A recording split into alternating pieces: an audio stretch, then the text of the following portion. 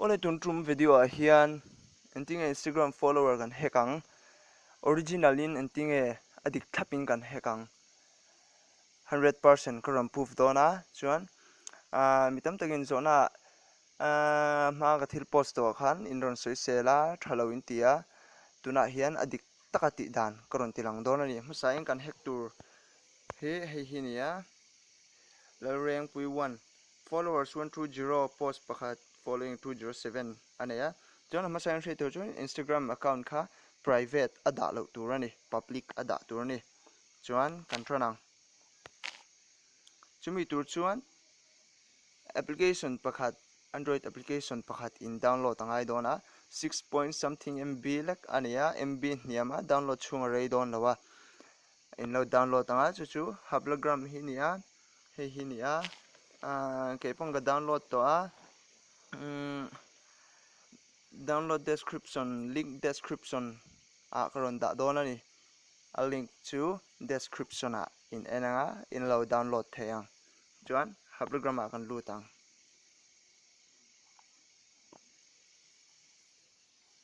hablogram kan luta chuan internet inei angai bok ti in lo sedon nia kan luta hnuai lama hian kan chuk thazela sign in aoma hi kan Instagram account tur ani password ka type anga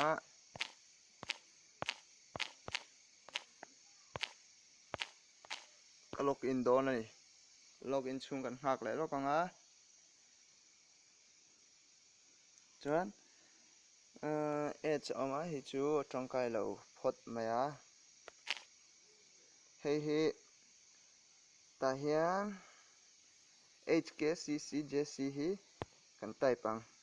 anh type ang khu pola in type ang khu kan type don ani H K C C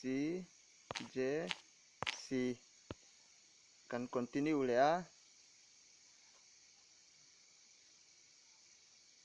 chuan aron lang le upgrade anh tia sor ID po kan ID lang hal boka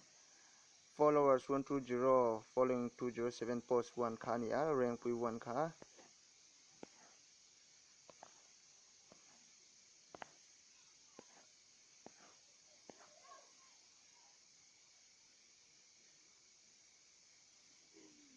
chuan tian kan hak anga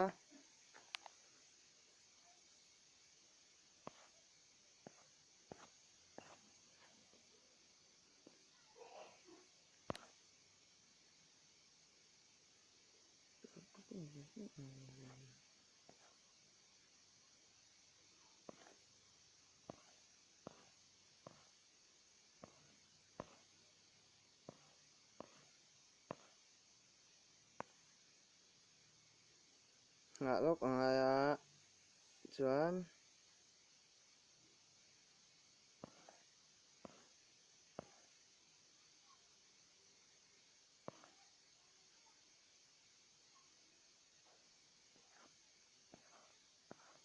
followers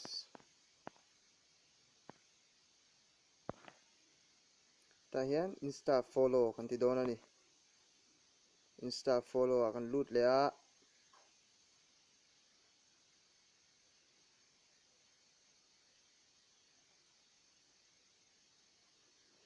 he channel hello subscribe bela comment te miron pethin ula ge pon inrong comment awangin hei tuna ai thra karon mang le karon upgrade ani ber chu chuan kan submit don ani followers hi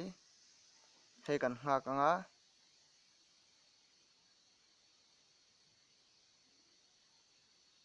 he thil hi arin tlaka ke pong ka mang thina a man tlak tak tak ani ti he video en hian in lo enanga he video hi edit pakhat ma atel lawa video cut te engma atel lo ni ti in lo shebok don nia tlem in internet a chedewa chumi wang chuan nga pe nga ya lo in lok le man great free like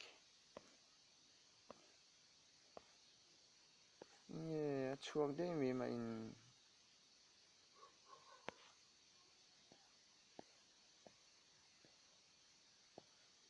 kan submit to a Instagram ang lut chin ang kan submit to chuan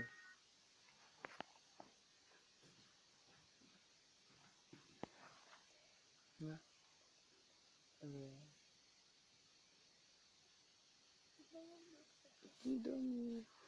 chuan Instagram ang kan lut a follow tu an ron om hal pop pop a hei tian in huang hian ka tiang khan tiula gei po chuan kan follow ve ngalanga miron follow tui kan lo accept don ani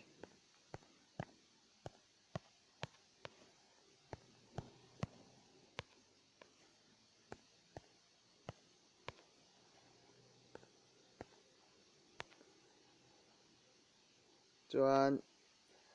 137 ani to a followers po kan nga le ta chuan an ron om bol zel tura po kan nga yanga net achak chuan ha program hi lo hmang vela i lo tangkai pui nge ka be se ni he thil hi dot ani lawa a video hi a lem ani lawa atak ani ti in lo shebok don nia ha program a kan luta kan submit fel vek nuwa Instagram a kan lut le a